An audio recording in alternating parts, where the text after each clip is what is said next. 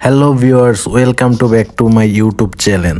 তো আজকে আমরা শিখব কিভাবে একটি প্লেন মেশিনে টেনশন খারাপ হলে ওটা কিভাবে সারানো যায় বা কিভাবে ওকে করা হয়।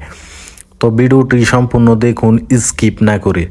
আমাদের মধ্যে আছেন মেকানিক বস রশিদ।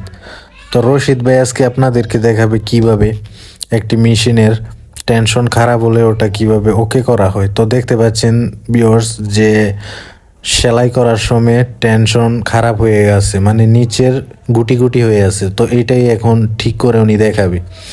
তো উপরের যে স্প্রিংটা উনি কিন্তু টাইট করছে। তো টাইট করার পর দেখতে পারবেন যে ওটা সম্পূর্ণ ঠিক হয়ে যাবে। তো দেখুন, এখন আগের যে স্টিচ আর এখন যে স্টিচ তার মধ্যে আপনারা পার্থক্য দেখতে পাচ্ছেন। আগেরটির মধ্যে গুটি গুটি আছে, কিন্তু স্প্রিংটা টাইট দেওয়ার পর কিন্তু গুটি আর নেই, মানে ওকে হয়ে গেছে।